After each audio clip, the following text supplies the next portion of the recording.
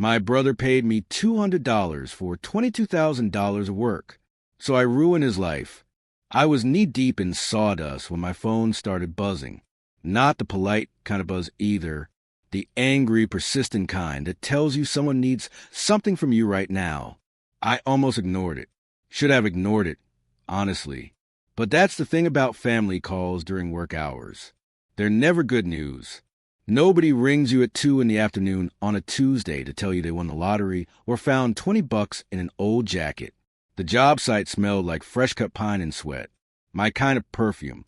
I had 3 guys working the frame on a kitchen addition, and we were actually ahead of schedule for once in my miserable life. The nail guns were popping like popcorn, creating that rhythm that tells you everything is going right. You know that feeling when your crew is in the zone and the work is just flowing?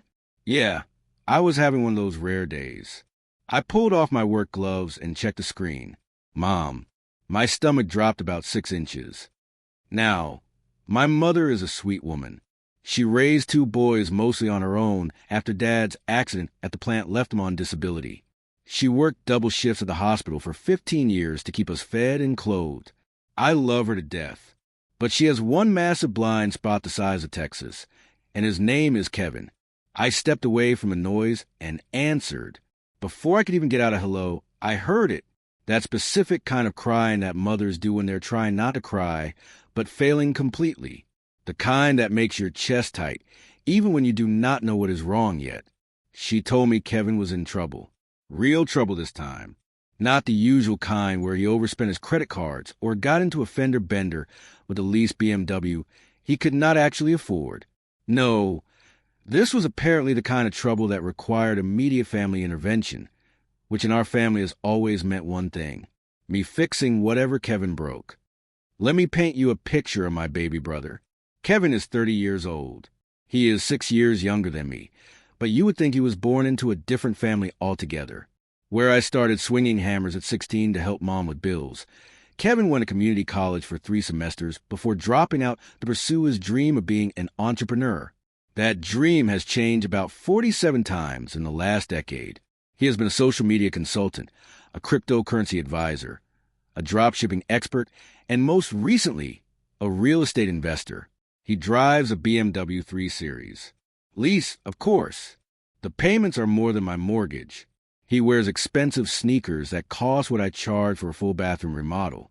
He has business cards that say CEO on them, though I have never quite figured out what company he is the CEO of.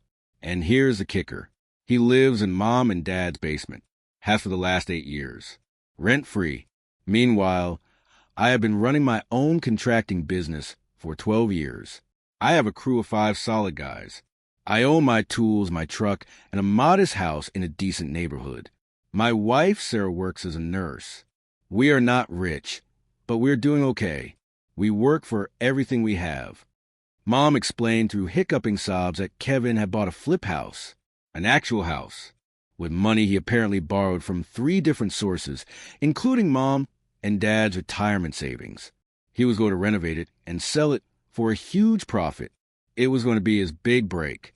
The thing that finally proved to everyone that he was not just talk. Except Kevin knows about as much about home renovation as I know about brain surgery, which is to say, nothing useful and everything dangerous. He had torn the house apart, ripped out walls, pulled up floors, gutted the kitchen and both bathrooms. Then, somewhere around a halfway point, he ran out of money and skill and apparently common sense. The closing date with his buyer was in 10 days, and the house looked like a crime scene. If he did not close the deal, he would lose his deposit, face a lawsuit from the buyer, and default on the loans. Mom was crying because Dad's retirement money was on the line. Kevin had promised he knew what he was doing. He always promises he knows what he is doing. I told Mom I would drive over and take a look. I did not commit to anything else. I finished up what I was doing, told my foreman Marcus to keep the guys on task, and headed out. The address Mom gave me was in a neighborhood I knew pretty well. Older homes, good bones, decent area. The kind of place where a proper flip could actually make money if you knew what you were doing.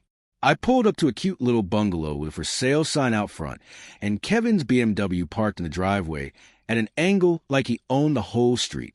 I sat in my truck for a minute, gathering myself. I already knew what I was going to find. I had been cleaning up after Kevin my whole life. This was just a bigger mess than usual. I walked up to the front door, which was propped open with a paint can. The smell hit me first. Mold, dust, and something else I cannot quite place. Maybe desperation. The interior looked like a tornado had fought a wrecking ball, and they both lost. Kevin appeared from what used to be the kitchen. He was wearing designer jeans that probably cost $300 and a polo shirt that still had the tags tucked inside the collar. His hair was styled with some kind of product that made it look intentionally messy, which is a very specific kind of irony when you are standing in an actual mess. He greeted me with a huge smile and a bro hug, like we were meeting up for beers instead of him begging for a rescue. He immediately started giving me the tour, talking a mile a minute about his vision for the space. Open concept, modern farmhouse aesthetic, subway tiles, shiplap, all the HGTV buzzwords that people think make them sound like they know construction. Then I started actually looking at what he had done, or tried to do, and folks, I have seen some bad DIY jobs in my time, but this was special. The plumbing in the main bathroom was held together with duct tape and prayers.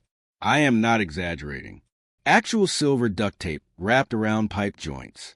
Kevin explained proudly that he had watched some YouTube videos and figured he could save money by doing the rough plumbing himself. I just stared at it. Water and duct tape. Two things that should never be in the same sentence, unless that sentence is explaining why you do not use one on the other. The electrical work was somehow worse.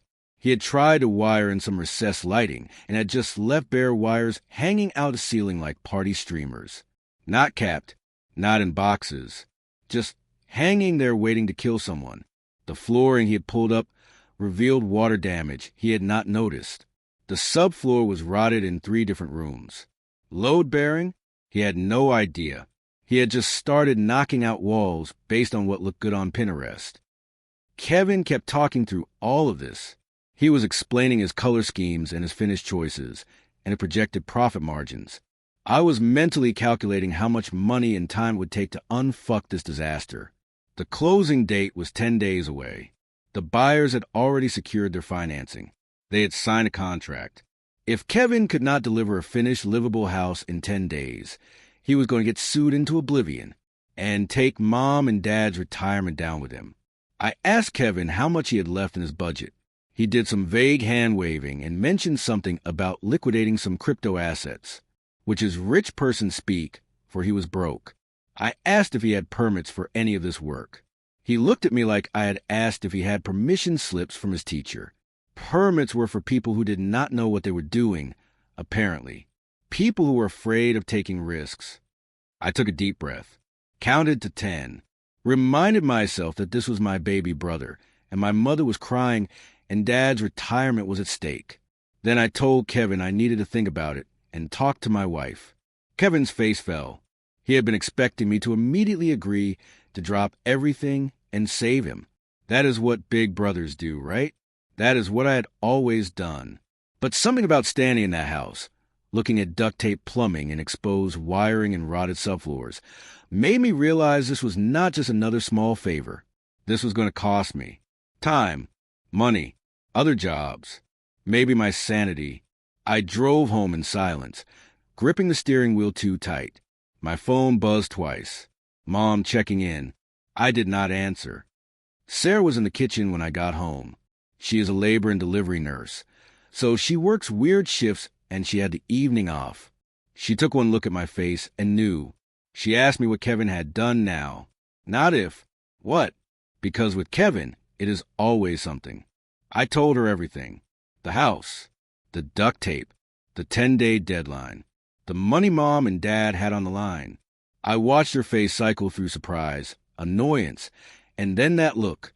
That specific look that wives give when they know exactly what their husband is about to do, and they do not like it, but they understand why. Sarah is smarter than me. Always has been. She sees things clearly without all the emotional baggage that comes with being someone's brother or son. She said something that night that I will never forget. She told me I already knew how this was going to end. She said my kindness had always been their currency. Mom and Dad and Kevin. They spent it freely because I never charged interest. If I was going to do this, and she knew then I needed to protect myself. I needed to get something in writing, an actual contract, not a handshake or a promise or a family favor. A real, legally binding agreement that said exactly what I was owed. I tried to argue that it was family, that contract were for strangers. But Sarah just looked at me with those nurse eyes that have seen every kind of human stupidity and said Kevin would screw me over without losing a minute of sleep if it benefited him. She said I knew that. Deep down, I knew that. She was right. I did know that. The next morning, I drove back to the disaster house. I had a plan. I had done some rough estimates the night before, lying awake at 3 a.m. doing math in my head. Materials would run about $12,000. Labor for my crew working overtime and weekends, another $10,000 minimum. I was going to give him the family discount. Normally, I would charge almost $40,000 for a rush job like this, but I would do it for $22,000. Cost plus a tiny margin. Barely enough to cover my expenses and pay my guys fairly. Kevin was already at the house when I arrived, drinking some kind of green smoothie that probably cost $12. He brightened up when he saw me, already assuming I was there to rescue him. I told him I would do it. I would pull my crew off their current job, work nights and weekends, and get his house ready for closing. But I needed a contract. His smile faltered, just for a second. Then he laughed. That specific kind of laugh that people do when they are uncomfortable, but trying to play it cool. He asked why we needed paperwork. We were brothers. Family. Did I not trust him? I did not take the bait. I just pulled out a simple contract I had printed at home. 1 page. Clear terms. Scope of work, cost, payment due upon completion, or closing, whichever came first. Standard stuff. The kind of thing I would have any client sign without thinking twice about it.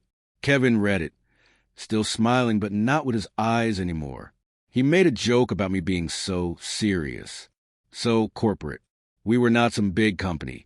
This was just brothers helping brothers. I walked to my truck and pulled out a pen, set the paper on the hood, told him I was not doing a single thing without a signature. The air changed. Kevin stopped smiling. He looked at the contract like it was a personal insult. He mentioned how Mom was going to be disappointed that I was being so cold about this, so transactional. He said Dad would have just helped without all this legal nonsense. I did not move, did not argue, just stood there next to my truck with a pen in my hand, waiting. Kevin's jaw tightened. He snatched the pen from me and scribbled his signature at the bottom. As he shoved the paper back at me, he muttered something about me being a tight ass, about how I always had to make everything difficult, about how real family did not treat each other like business deals. Then he smiled again, that fake smile, the one that did not reach his eyes. He told me he knew I would come through, that I always did. That is what big brothers are for, right? I folded the contract carefully and put in my truck. I did not say anything. What was there to say? Kevin patted me on the shoulder like we were all good, like I had not just asked him to do the bare minimum of acknowledging that my time and work had value. He started talking again about timelines and finishes and his vision. I let him talk. I was already mentally planning the next 10 days. The hell I was about to put myself through. The jobs I was going to have to reschedule. The crew I was going to have to push to their limits. All for a brother who just called me a tight ass for asking to be paid. I looked at that contract in my truck. Sarah's voice echoed in my head. Your kindness is their currency. Yeah, but at least this time I was getting a receipt. I did not know it then, but that signature on my truck hood was going to become the most important piece of paper in my life. That moment, standing in a driveway with sawdust still in my hair and my brother looking at me like I was a problem, that was the moment everything changed. But I am getting ahead of myself. Right then, all I knew was I had 10 days to save Kevin's ass. Again, like always, some habits are hard to break, even when you know they are killing you. The next morning started at 5 a.m. Not because I am a morning person, but because that is what it takes when you have promised to do the impossible. I had called Marcus the night before and explained the situation. He did not ask questions. Good foremen do not. They just ask when and where and how many guys. I pulled my crew off the kitchen addition we were finishing. That job was going smooth, profitable, and the clients were happy. Everything a contractor dreams about. But family is family, right? So I called those clients and explained I had a family emergency. They were understanding. Too understanding. The kind of understanding that comes right before they leave you a bad review because you delayed their project. We showed up at Kevin's disaster at 6 a.m. sharp. All 5 of us. Marcus, Tommy, Jose, and the 2 younger guys, Brett and Danny. I had brought my trailer loaded with every tool we owned. We were going to need all of them. The first day was assessment and demolition. We had to rip out everything Kevin had touched because none of it was done right. The duct tape plumbing came out. The hanging electrical wires got capped and redone properly. We pulled up the damaged subfloor in 3 rooms and found even more rot underneath. Of course we did. Tommy, who has been doing plumbing for 20 years, just stood there shaking his head at what Kevin had attempted. He did not say anything mean, but his silence was louder than any insult. When you've been in the trades long enough, you learn that some things are too stupid to even mock. Kevin showed up around noon that first day. He had Starbucks for himself, not for the crew, just himself.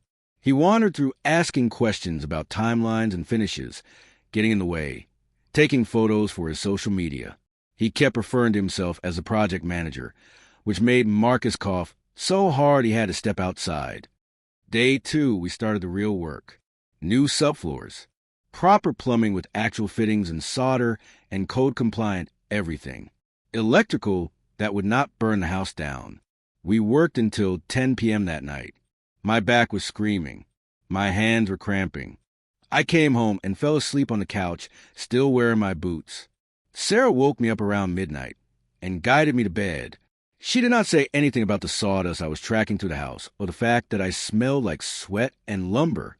She just helped me out of my boots and pulled a blanket over me. Day 3 was when I realized we were in trouble. Not the project. The project was actually going okay, but the calendar. We had 7 days left, and we were maybe 40% done. The math was not mathing, as the kids say. I called an emergency crew meeting at 7 a.m., told them we were going to have to go into overtime mode, 16-hour days minimum, weekends included. I promised them time and a half. Even though that was going to eat into the already razor-thin margin I had built into Kevin's family discount price. Nobody complained. That is the thing about good crews. They show up. They do the work. They trust you to take care of them. I have never taken that trust lightly, and I was not about to start now, even if it meant I was going to barely break even on this job. Kevin, meanwhile, had started posting updates on social media, photos of the work in progress, captions about his entrepreneurial journey and taking risks and building wealth. In every photo, you could see my guys in the background actually doing the work, while Kevin posed in the foreground like he was swinging the hammers himself. One photo showed him holding a drill, backwards. The bit was facing him. Marcus saw it on Instagram and nearly had an aneurysm. Day 5 was my daughter Emma's spring concert at school. She was playing flute in the band. She had been practicing for months. She had specifically asked me 2 weeks earlier if I would be there. I had promised her I would. The concert was at 7 p.m. We were in the middle of tiling the main bathroom. We were behind schedule because the tile Kevin had ordered was the wrong size, and we had to wait for new material. I looked at my watch at 6:30, looked at the half-finished bathroom, looked at Marcus. He told me to go, said they could handle it for a few hours. But we both knew that was not true. Every minute counted. If I left, we would fall further behind. If we fell further behind, we would not make the closing date. If we did not make the closing date, Kevin would lose everything, including Mom and Dad's retirement money. I texted Sarah that I was not going to make it. 3 dots appeared, then disappeared, then appeared again. Finally, she just sent back an okay with a period. Not an exclamation point. Not even a regular okay. An okay with a period. The most disappointed punctuation in the English language. Emma never said anything about me missing her concert. That was somehow worse than if she had yelled at me. She just stopped mentioning school stuff around me. Kids are smart like that. They learn fast who shows up and who does not. Days 6 and 7 blurred together. We were working 18 hours now. I was running on coffee and spite. My hands were raw. My knees were shot. I was too old to be working like this. But I did not have a choice. I had made a promise. I had signed a contract. Even if it was my deadbeat brother who held the other end of that paper. The house was coming together, though. I have to give my crew credit. They busted their asses. The new floors were level and solid. The plumbing was perfect. The electrical was clean and up to code. We retextured the walls, painted everything in the trendy grays and whites that Kevin had specified, installed the subway tile backsplash, put in the shiplap accent wall that Kevin insisted would make the house more valuable. Day 8, we installed the kitchen. Cabinets from IKEA because that is what Kevin could afford, but we made them look good. Granite countertops, new stainless appliances, under-cabinet lighting. The kitchen looked like something out of Home magazine, even if I knew the cabinets were particle board behind the fancy doors. Day 9, we did the final touches. Trim work, touch-up paint, fixtures, landscaping. I even paid a cleaning crew out of my own pocket to come in and make everything sparkle. We worked until 3 a.m. Then I went home, showered, and came back at 7 to do the final walkthrough with Kevin. Kevin showed up at 9. He had apparently slept in. He walked through the house like he was touring a museum, nodding approvingly at his own vision coming to life. He kept saying things like he knew it would turn out great, and his design choices really made the space pop. I was too tired to even be angry. I just stood there with my clipboard, checking off items, making sure everything was done. The house was beautiful. I will not lie about that. It looked absolutely stunning. You would never know it had been a disaster 10 days earlier. You would never know that Kevin had nearly destroyed it with his DIY delusions. It looked like a professional flip, because it was. My crew had done professional work. Kevin scheduled the showing with the buyers for that afternoon. They showed up with their realtor and their mortgage broker, and probably their astrologer for all I know. Young couple, first-time buyers. They walked through the house with their jaws on the floor. I watched from my truck, parked across the street. I was too tired to leave, but also too invested not to see how this ended. I saw them pointing at features, smiling, taking photos. The showing was supposed to last 30 minutes. They stayed for over an hour. 2 hours later, Kevin called me. He was screaming into the phone. Happy screaming.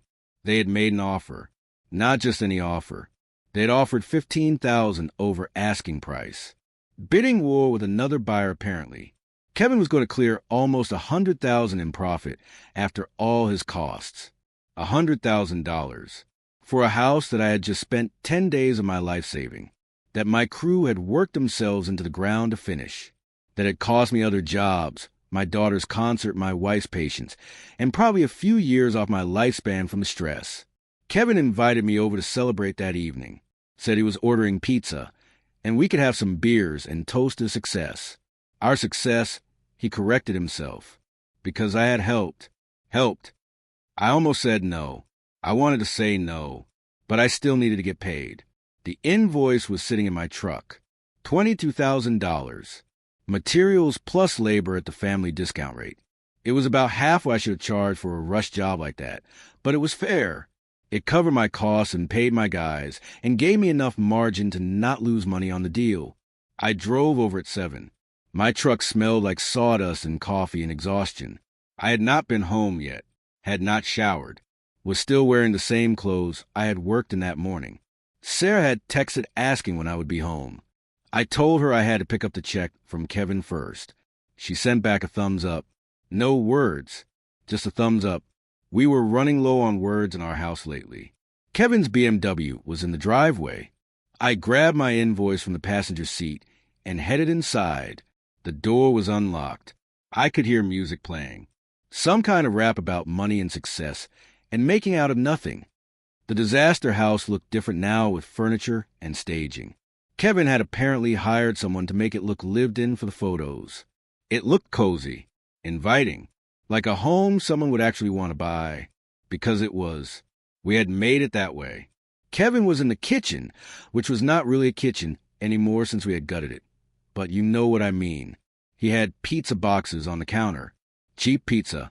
The kind you order when you are pretending to celebrate, but do not want to actually spend money. He had a beer in his hand, and that specific kind of glow that people get when they think they have one. He saw me and immediately launched into a speech about how proud he was of what we had accomplished together. How this was just the beginning of his real estate empire. How he had learned so much from this project, and the next one was going to be even bigger. I just stood there, holding my invoice, waiting for him to pause long enough for me to hand it to him. He finally stopped talking and noticed the paper in my hand. His smile faltered, just a tiny bit. Like when you are watching a movie and you suddenly realize the main character is about to do something stupid, but they do not know it yet. I handed him the invoice, told him it was itemized. Materials, labor, everything documented. $22,000 even. I had actually rounded down a few $100 because I was too tired to care about the exact change. Kevin looked at the paper for a long time. Too long. The music kept playing in the background. Something about stacking paper and making moves. The irony was so thick, you could cut it with a reciprocating saw. Then he set the invoice down on the counter, took a long drink of his beer, and laughed. Not a nervous laugh, not an uncomfortable laugh. A genuine, from the belly laugh like I had just told the funniest joke he had ever heard. He told me we needed to talk about the finances. Said the market had been tough lately. The realtor commissions were higher than he expected. There were closing costs he had not factored in. The staging, furniture rental, the photography, all these little expenses that added up. I just stared at him, waiting for the punchline, hoping there was a punchline. He said he could not pay me $22,000. It was not possible. The numbers just did not work out the way he had planned. But he wanted to make it right. He was not the kind of guy who did not take care of family. He reached under the counter and pulled out a bottle of whiskey. Fancy bottle. Nice label. The kind of thing you see in commercials where someone is sitting in a leather chair looking important. He told me it cost $200. Top shelf stuff. He had bought it specifically for me as a thank you, because he knew I would understand. Because this was not really about the money anyway. This was about family helping family. This was about brotherly love. I had done this because I cared about him, right? Not because I was expecting to get paid like some contractor off the street. The bottle sat on the counter between us. $200 of whiskey in exchange for $22,000 of work, materials, and sacrifice time with my family. I could not breathe right. The air in the room felt thin, like being at high altitude where your lungs work harder, but nothing quite fills them up. My hands were shaking, not from anger, from something deeper, something that happens when your body realizes before your brain does that you have been played. I asked him if he was serious. My voice came out quieter than I intended, almost a whisper. Kevin laughed again, told me to relax, to not be so uptight about everything. This was a celebration. He had just made $100,000. Well, 90-something after costs. We should be happy. Pop opened the whiskey. Toast to family and success. He said Mom already knew about the situation. He had talked to her earlier. She understood. She agreed that family should help family without keeping score. She was actually a little disappointed in me for being so transactional about everything. Dad, too. They had raised us better than that. The pizza was getting cold on the counter. The music kept playing. Kevin was smiling at me like he had just given me the deal of a lifetime. Like that bottle of whiskey was somehow a fair trade for 10 days of hell and $20,000 I was owed. I felt something inside me shift, not break. Breaking implies something sudden and dramatic. This was more like a tectonic plate sliding. Slow, inevitable. The kind of movement that causes earthquakes but takes years of pressure building up before anything actually happens. I looked at Kevin, really looked at him, at his designer clothes and his styled hair and his BMW keys on the counter next to the cheap pizza, at the house behind him that he did not build but would take credit for. at the smile on his face that said he honestly believed he had done nothing wrong. I looked at the bottle of whiskey. $200. Probably on sale. Maybe he had used a coupon. $22,000 in materials. $22,000 in labor. My crew's overtime. My daughter's concert. My wife's patience. My body's well-being. All of it worth less than a bottle of fancy alcohol that he expected me to be grateful for. I stood up. The chair scraped against the floor. Kevin's smile got bigger. He thought I was going to hug him, or toast with him, or do whatever it is that people do when they're celebrating together. I walked to the door. Did not take the whiskey. Did not take a slice of pizza. Did not say a word. Kevin called after me. Asked where I was going. Said we were not done celebrating. Said I was being dramatic. Said Mom was going to be upset if I left like this. I kept walking. Out the door. Down the driveway. Past his BMW with its monthly payment that cost more than most people's rent. To my truck that smelled like work and honesty and everything that Kevin would never understand. I sat in my truck for a minute, both hands on the steering wheel. Engine off, just breathing. The pizza box was visible through the window. So was the bottle of whiskey, still sitting on the counter where Kevin had left it. Untouched, unwanted. My phone buzzed. Marcus asking if I got the check. If we were good to pay the guys their overtime. If everything was settled. I did not answer. Could not answer. Because I did not know what the answer was yet. But I knew one thing for certain. I was done. Done being the backup plan. Done being the family ATM. Done sacrificing my life for someone who thought a bottle of whiskey was a fair trade for my dignity. Kevin had taken a lot from me over the years. My time, my money, my peace. But this was different. This was not just taking. This was mockery. This was him laughing while he robbed me, while Mom and Dad cheered him on from the sidelines. I started my truck. The engine rumbled to life.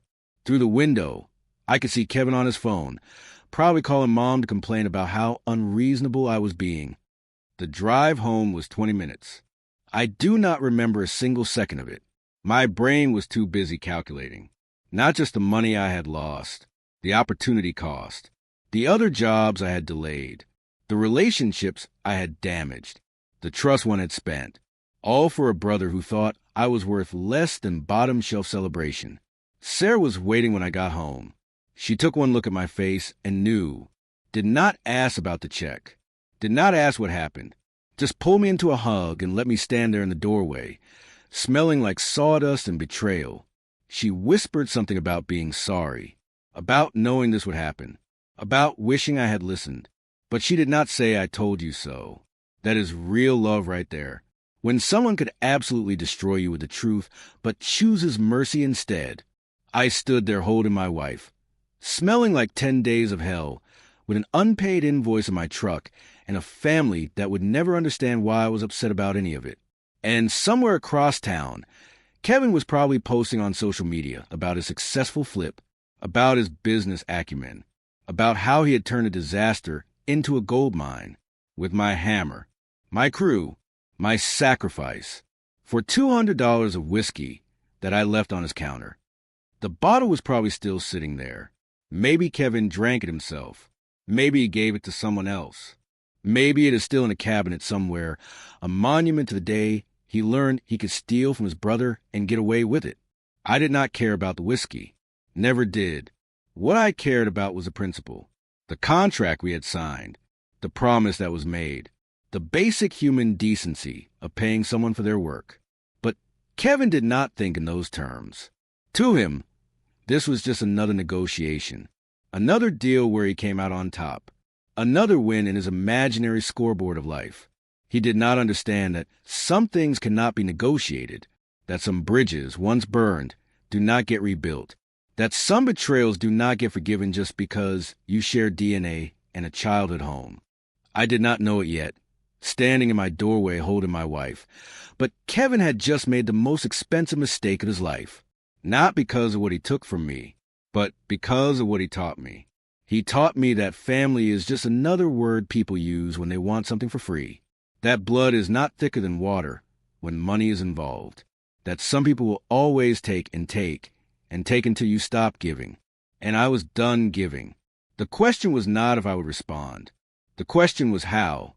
And Kevin, in his infinite wisdom and business genius, had just handed me the perfect weapon, a signed contract, legal, binding, enforceable.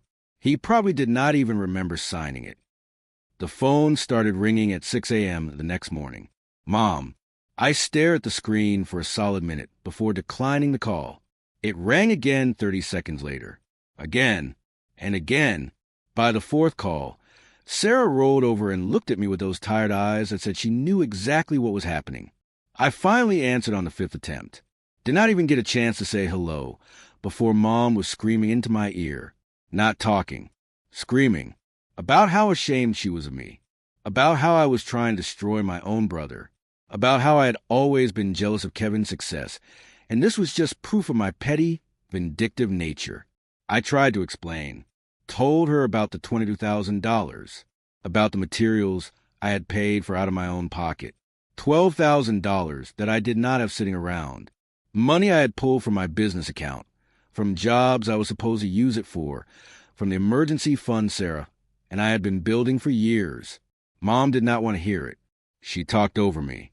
Said Kevin had told her I was making a big deal out of nothing, that I had volunteered to help, that families do not keep score, that I was embarrassing her by acting like some greedy contractor instead of a loving brother.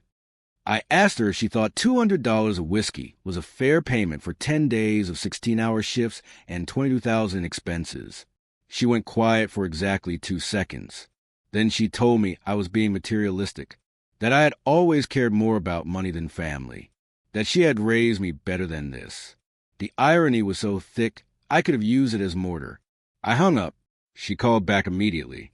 I declined it. She called again. I turned off my phone. Sarah was sitting up in bed now, watching me.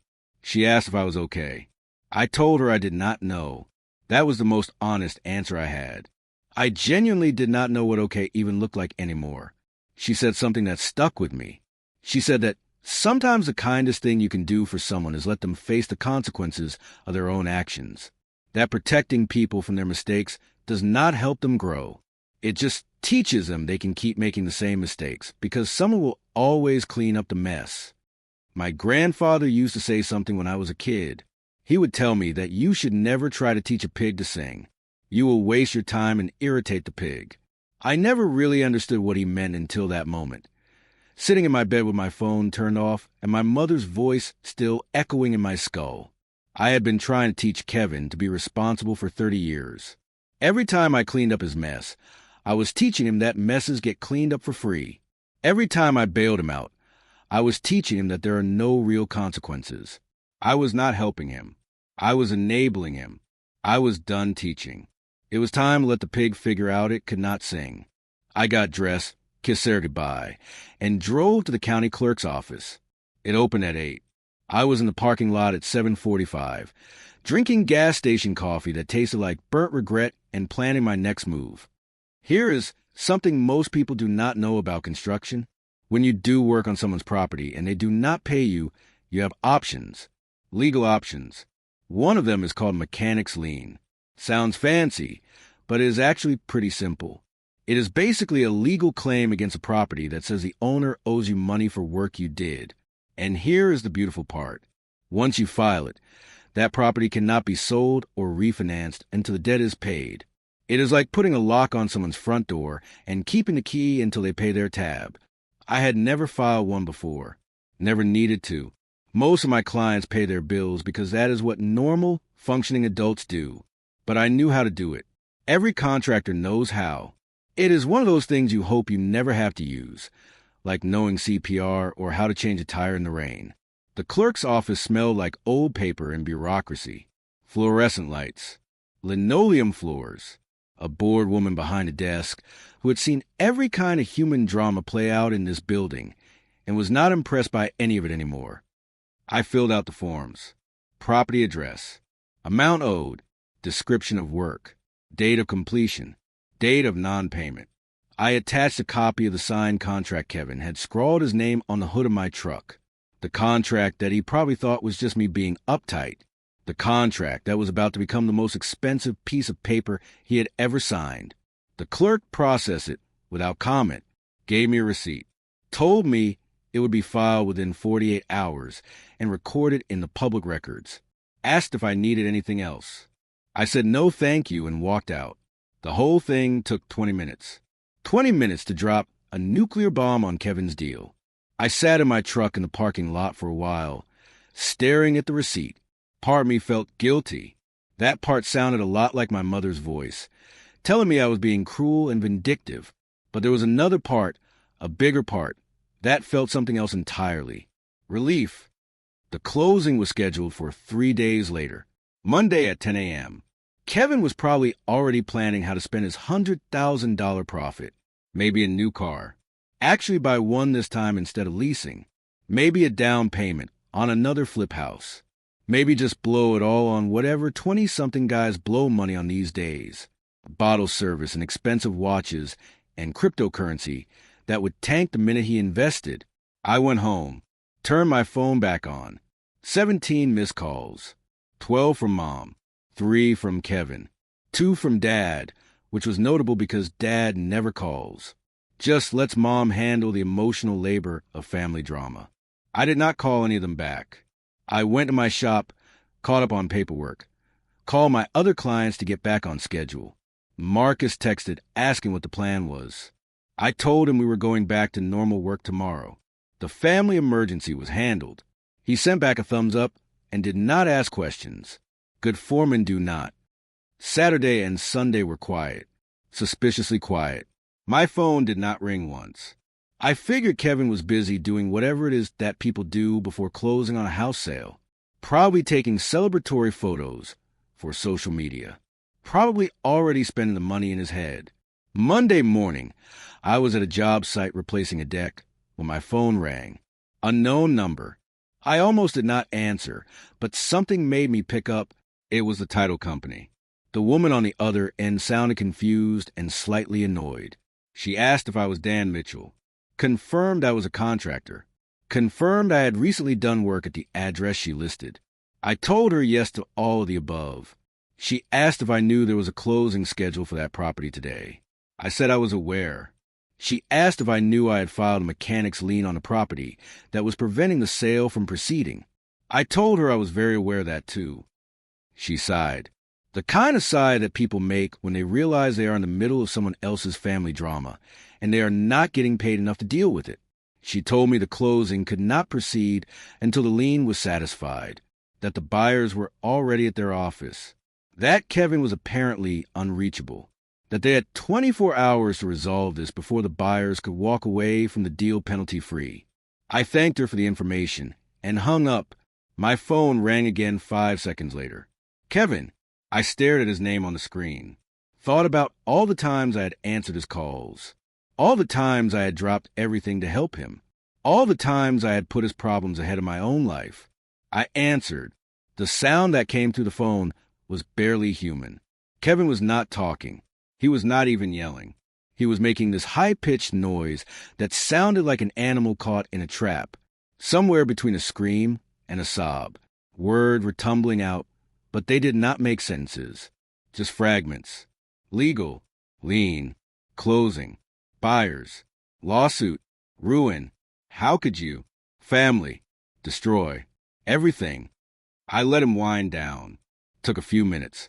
Eventually the noises turned into actual words. He was begging, literally begging, telling me this was going to ruin his life. The buyers were going to walk. He would lose a deposit. He would get sued. Mom and Dad would lose their money. This was insane. I was insane. What kind of brother does this? Over money. Over stupid money. I waited until he stopped talking. Until there was just breathing on the other end of the line. Heavy breathing. The kind that comes after a panic attack. Then I said the only thing that needed to be said. Contracts are contracts. Kevin started up again, saying I cannot be serious. This was not real. I was bluffing. He would call my bluff. He would get a lawyer. He would tell everyone what I had done. I would never work in this town again. Mom and Dad would never forgive me. I would be dead to the family. I told him he had 24 hours. After that, the buyer's walk and he is stuck with a house he cannot sell and loans he cannot pay. His choice. He screamed something about not having $22,000, that I knew he did not have it, that I was doing this specifically to destroy him, that I had always been jealous of him, and this was proof. I reminded him that he supposedly just made a $100,000 profit on a house sale. Surely he could find $22,000 out of that, unless he had already spent money he did not have yet, which would be very on brand for him. The line went quiet. Then he hung up. My phone exploded after that. Mom, Dad, Kevin again. Unknown numbers that were probably Kevin calling from other phones. I did not answer any of them. I finished the deck repair I was working on. Went home. Had dinner with Sarah and Emma. Normal Monday night. Tacos. Homework. A TV show we had been watching together. My phone kept buzzing on the counter like an angry wasp trapped in a jar. Sarah looked at it, looked at me, and turned it off completely. She said, "Tonight, we were just going to be a family. No drama. No chaos. Just us." It was the best Monday night I had had in years. Tuesday morning, I turned my phone back on. 29 missed calls. 40-something texts. I did not read them. Did not listen to the voicemails. Just waited. At 9 a.m., my phone rang. Dad. I answered. Dad is not a talker. Never has been. Man of few words. So when he called, I knew it was serious. He asked me to meet them at the bank. All of them. Mom, Dad, and Kevin. They wanted to settle this. Wanted to make things right. Wanted to handle this like a family. I told him I would be there at noon. He asked if I would remove the lien once we talked. I told him that depended on whether I got paid. He made a sound that might have been agreement or frustration. Hard to tell over the phone. I hung up and told Sarah I was going to get paid. She asked how I knew. I told her because Kevin was out of options and Mom and Dad were not going to let their golden boy lose his house and his profit and his reputation. They would do what they always did. Enable him. Rescue him. Bail him out. But this time, I was going to get paid first. The bank was one of those generic chain banks that all looked the same. Bright lights, fake plants, corporate art on the walls that is specifically designed to be inoffensive and forgettable. I walked in at noon exactly. They were already there, sitting in the waiting area. Mom looked like she had aged 5 years in 3 days. Dad looked uncomfortable, like he always did when forced to deal with emotions. Kevin looked like he had not slept. Good. He should not have slept. Nobody said hello. Nobody hugged.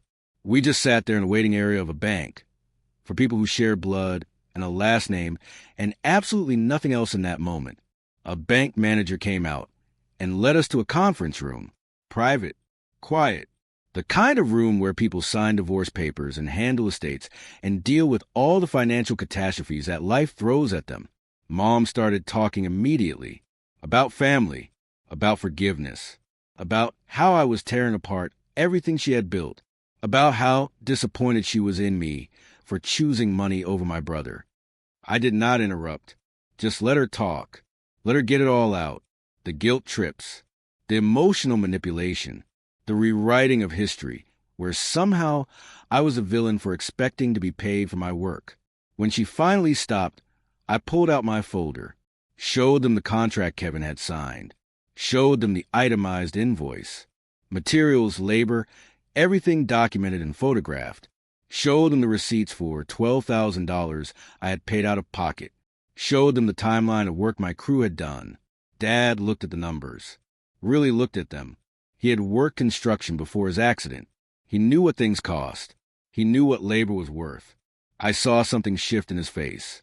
Not quite support, but at least understanding. Mom waved it all away. Said those numbers did not matter. What mattered was families staying together. What mattered was me being reasonable.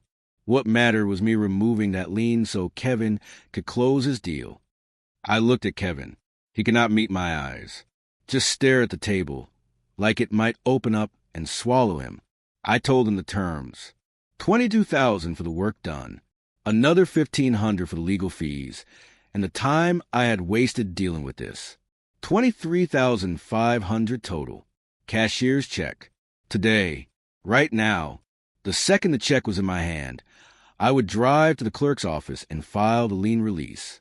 The closing could proceed tomorrow, or they could refuse. The buyers would walk. Kevin would default on his loans. Mom and Dad would lose their retirement money. And I would sleep just fine either way because I had done nothing wrong. Kevin finally looked up, asked where he was supposed to get $23,000. He did not have it. The closing had not happened yet. All his money was tied up. This was impossible. I suggested he figure it out. He was a CEO after all. Entrepreneurs solve problems, right? Mom broke down crying. Real crying this time, not the manipulative kind. She looked at Dad. Dad looked at Kevin. Kevin looked at the floor. Then Dad did what I knew he would do, what he had always done. He told the bank manager they needed to make a withdrawal from their 401k, their retirement, the money they had spent decades saving so they could stop working eventually and maybe enjoy a few years of peace. They were going to cash it out, take the penalty, pay the taxes, and give it to me so their youngest son could close on a house he never should have bought in the first place. I almost stopped them, almost said it was not necessary. They could make Kevin figure out himself. But I did not, because this was not just about me getting paid. This was about them finally seeing what they had created. This was the bill for 30 years of enabling coming due. And honestly, they owed this too. Every time they had rescued Kevin, they had taught him he did not need to be responsible. Every time they had taken his side, they had taught me my work did not matter. They were as much a part of this mess as Kevin was. The bank manager looked uncomfortable, but started processing the paperwork. It took almost 2 hours. Lots of forms. Lots of warnings about early withdrawal penalties and tax implications. Dad just kept signing. Mom kept crying quietly into a tissue. Kevin sat there like a statue. I did not think he said 10 words the entire time. Finally, the manager came back with a cashier's check, made out to my business. $23,500. I looked at it for a long moment, felt the weight of it in my hands. This was not just money. This was validation. This was proof that my work had value, that I had value. I took out my phone and called the title company. Told them the lien would be released by end of business today. The closing could proceed tomorrow as scheduled. They sounded relieved. One less drama to deal with. I stood up to leave. Mom asked if we could talk, if we could fix this, if our family was really going to fall apart over money. I told her it was never about the money. It was about respect. It was about being treated like my work mattered, like I mattered, and until they understood that there was nothing to fix. Dad shook my hand. It was the most emotion I had seen from him in years. He did not say anything, but I think he understood. Man who had worked with his hands his whole life. He got it, even if he could not say it. Kevin did not look at me, just sat there staring at that conference table, like it held all the answers to questions he was not smart enough to ask. I walked out of that bank into the afternoon sunlight. The check was in my pocket. My phone was in my hand. And for the first time in weeks, I felt like I could breathe properly. I called Sarah, told her it was done, told her we had the money, told her to pack a bag because we were going somewhere. Anywhere, just the three of us. A real vacation. The kind where you turn off your phone and do not check email and just exist as a family. She cried, happy crying. The kind of crying that comes from relief and love and knowing that your partner finally stood up for themselves. She said she was proud of me, that Emma would be proud of me, that we deserved this. I drove to the clerk's office, filed the lien release. It was done. Kevin would get his closing, his profit, his validation from social media. And I would get my money and my dignity and my peace. Fair trade, all things considered. I blocked Kevin's number that night. Blocked Mom's too. Dad I left unblocked because he had never been the problem. Just a bystander who did not know how to stand up to his wife. Maybe one day we would talk again. Maybe not. Either way was fine. The vacation was incredible. We went to a cabin in the mountains. No cell service. No internet. Just hiking and campfires and card games and talking. Actually talking, not just coordinating schedules and solving problems. Being a family. Emma asked me once why Grandma had not called in a while. I told her sometimes adults have disagreements and need space. She accepted that and went back to roasting marshmallows. Kids are resilient like that. They adapt. Sarah and I sat on the porch one night after Emma had gone to bed. Stars everywhere. Cold mountain air that smelled like pine and possibility. She asked me if I regretted it. Any of it. I told her no. I regretted ever helping Kevin in the first place. I regretted 20-plus years of being the family doormat. But I did not regret standing up for myself. I did not regret that lien.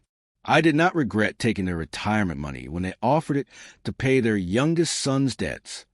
Some people might think that makes me heartless, taking money from my elderly parents. But here is the thing they do not understand. That money was never really theirs. They had already given it to Kevin. They had already spent it on his BMW and his lifestyle and his delusions.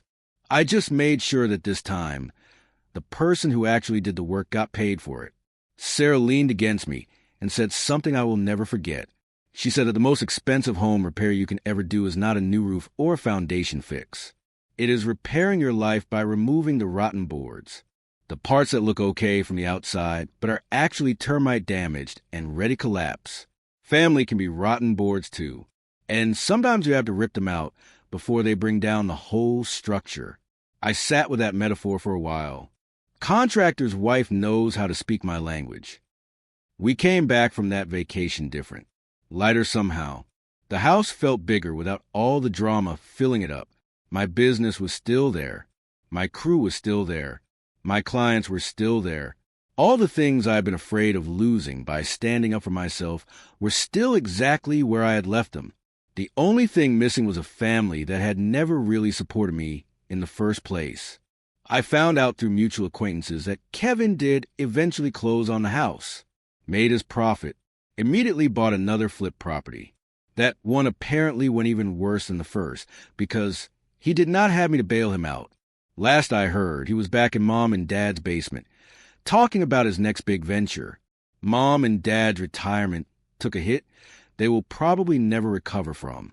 That makes me sad in a distant kind of way. The way you feel sad about strangers you read about in the news. I hope they're okay. But I also hope they learned something. Probably they did not. My crew never asked what happened. Just showed up the next week, ready to work. Marcus pulled me aside once and said he was glad I got paid. That was it. That was the whole conversation. Working class guys do not need a lot of words. The respect is built into the labor. I still do construction. Still work hard. Still give people fair prices and honest work. But I got a lot better at saying no. At recognizing when someone wants help versus when someone wants a doormat. At understanding that some people will take until you stop giving. And the only way to stop them is to just stop. Emma is in high school now. She does not remember most of this. Just knows we went on a great vacation once, and that we do not see Grandma and Grandpa much anymore. She is okay with that. See Sarah's parents instead, who actually show up for her concerts and games and life. Sarah still works as a nurse, still saves lives, still keeps our household running, still reminds me when I am falling back into old patterns of people-pleasing. She is my backbone in all the ways that matter. And me, I am doing okay. Better than okay, actually. I learned something valuable from that whole mess. I learned that the people who call you selfish for having boundaries are usually the same people who benefited from you not having any. I learned that family is not automatically sacred just because you share DNA. I learned that sometimes the most loving thing you can do is let people face their consequences. I learned that a signature on a contract, even one scrawled on the hood of a truck while your brother calls you a tight ass, is worth its weight in gold. And I learned that my grandfather was right. Never try to teach a pig to sing. You will waste your time and irritate the pig. But if the pig owes you money, get it in writing. File the paperwork. And do not feel guilty when the pig faces consequences for the first time in his life. Sometimes people ask me if I would do things differently, if I regret how it all went down. if I wish I had just let it go and kept the peace. I tell them no. I would do it exactly the same way. The only thing I would change is I would have done it sooner, would have set boundaries years earlier, would have protected myself instead of always protecting Kevin. But you cannot go backwards. You can only go forward. And forward, for me, meant building a life with people who value my work, my time, and my dignity.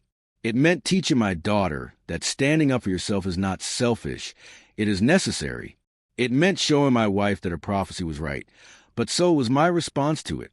It meant understanding that sometimes the foundation of family is rotten, and the only way to save yourself is to walk away and build something new on solid ground. There is a saying in construction, measure twice, cut once, means you should be careful and thoughtful before you make a permanent decision. But there is another side to that wisdom. Sometimes you measure and measure and measure, delaying the cut forever because you are afraid of making it permanent. Sometimes you just have to cut. I cut my toxic family out of my life. Cut them cleanly, with a legal document and a cashier's check and no regrets. And my life is better for it. Smaller in some ways, but stronger, sturdier, built on actual support instead of obligation and guilt. So, if you are reading this or listening to this, and you see yourself in my story, let me tell you something. That contract you are afraid to enforce, that boundary you are afraid to set, that person who keeps taking from you while calling it love, you are allowed to protect yourself. You are allowed to value your own work, your own time, your own peace. You are allowed to say no. And you are allowed to walk away from people who refuse to treat you with respect, even if those people are family. Especially if those people are family. The most expensive home repair is the one you make to your own life, but it is also the most valuable, because once you have removed the rot, once you have reinforced the structure, once you have built something solid that can weather storms, you can finally rest. And rest, after years of being used, feels like winning. My name is Dan. I am a contractor. I build things for a living. And the best thing I ever built was a life without people who only valued me when I was useful to them. That is my story. That is my confession. And I would not change a single thing about it. Well, maybe one thing. I would have charged Kevin full price instead of the family discount. But you live and learn.